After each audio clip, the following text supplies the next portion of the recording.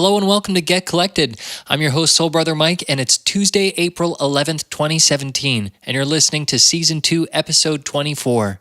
Get Collected is co-hosted by Chrissy Cochran. Hello. Today in What's the Deal, I'm talking about my new album titled Learn to Vibe, and here's something I'm sharing with you, an acoustic cover of a song from 1946. And then in the last part of today's show called Feelosophy, Chrissy will be talking about rhymes and how they make us feel. Now let's get to the show.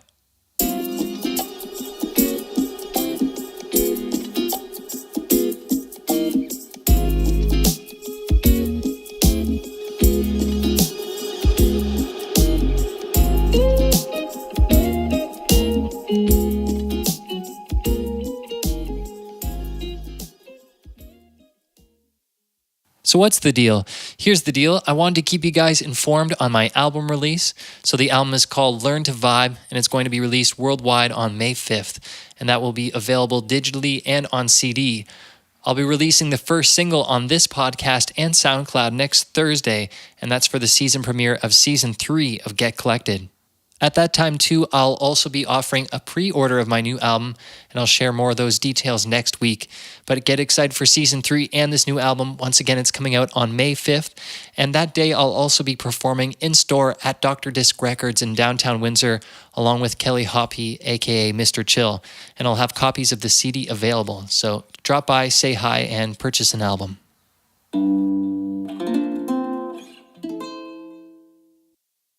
So now for the next part of our show called Hear Something.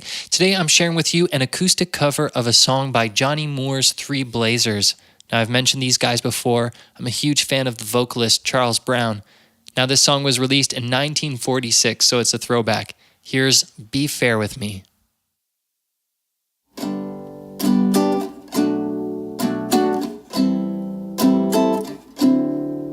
If you found someone who loves you more than I do, be fair with me. If you found other charms that melt in your arms, be fair with me.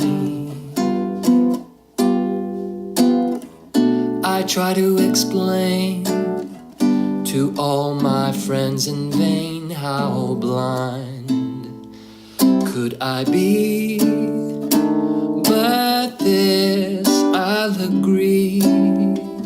Right from the start, you fooled my heart. If you found other lips, sweet as honey that drips, please tell me so. If those come hither eyes make your temperature rise, let me know. Darling, I don't want to lose you, but if you love somebody new, be fair with me, as I am always fair with you.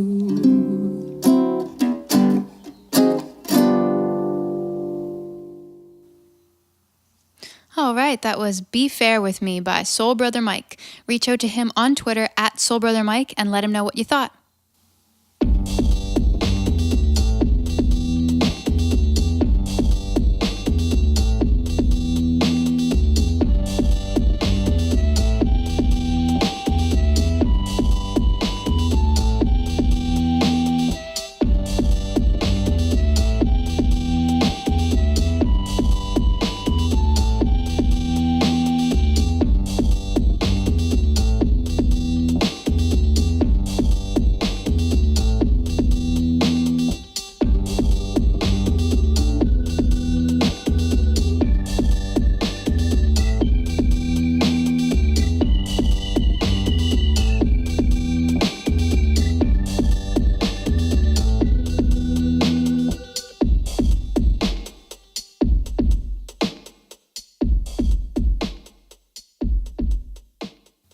Now for the last part of today's show. Today we're doing Feelosophy, and we're going to be talking about rhymes in songwriting and how they make us feel.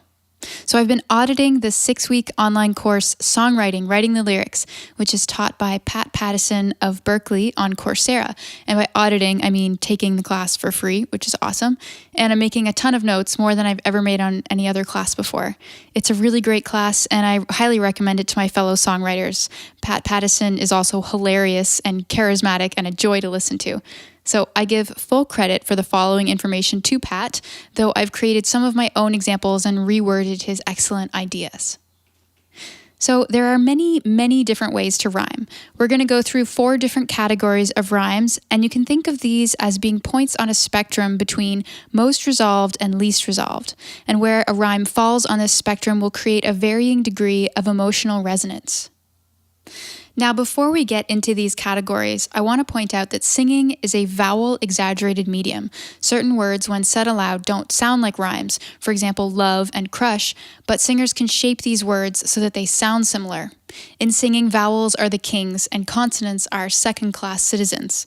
So by shaping the vowels appropriately, we can create really interesting connections between words, which, if spoken, don't quite have that full resolution. So first up, the most resolved rhyme is a perfect rhyme. It'll feel like an aha, yes, very satisfying and complete. Perfect rhymes are the type of rhyme that's most often used in Broadway musicals. The vowel sounds are identical, and the consonants following the vowel are identical too. Love, above. Trees, breeze. Book, look. The only thing that differs is how the rhyming word begins. These are ideal rhymes for creating a feeling of closure. So, for example, in the classic nursery rhyme, Mary had a little lamb whose fleece was white as snow, and everywhere that Mary went, the lamb was sure to go. It kind of feels like we're done there. It's finished. So in perfect rhyme, the closure is more full, but you don't always want that kind of stability depending on what you're talking about. And besides that, it's actually very difficult to use only perfect rhymes in English. We have 17 different vowel sounds, which is quite a lot. In contrast, a language like Italian is much more rhyme-rich. It has only 5 different vowel sounds, and the majority of words end in a vowel. Now, moving down the spectrum away from the most resolved, our second category is family rhyme. That's when the vowel sounds in the rhyming words are the same, but the consonant at the end of the word is a different but very similar sound in the same family, like fun and rum, from and sun. Can't help but dream of the day to come, you'll take my hand in the afternoon sun. We're talking about something wonderful that isn't quite happening yet, and that subtle lack of perfection in the rhyme helps create a sympathetic emotional resonance with the scene that we're painting. The third category is additive and subtractive rhymes.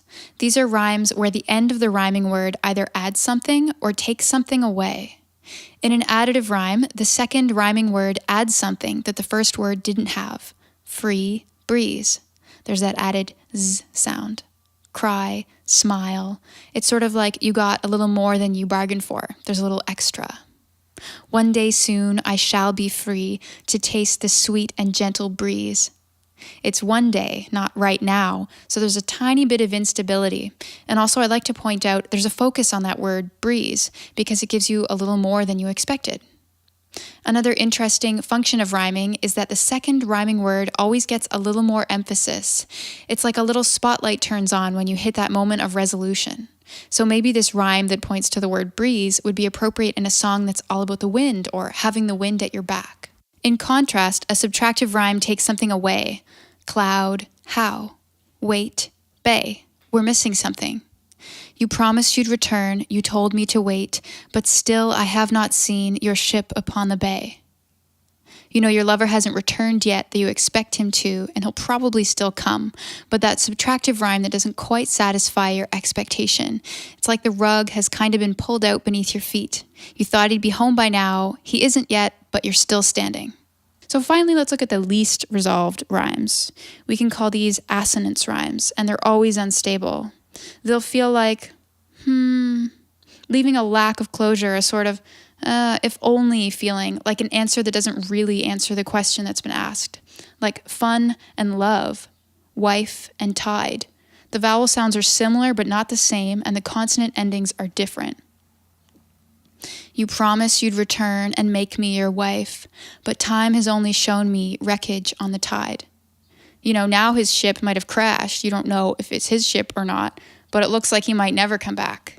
It's a very unstable moment, and that unstable rhyme suits it. And so you can hear how rhyming can create vastly different emotions. As Pat says, this spectrum of most resolved to least resolved is a trip to less and less stable connections. In music, we very often use the concepts of tension and resolution to create an emotional resonance that suits the feeling of the song, and rhyming uses that same principle. Tension and resolution, expectation and satisfaction or dissatisfaction, depending on the vibe you're trying to create.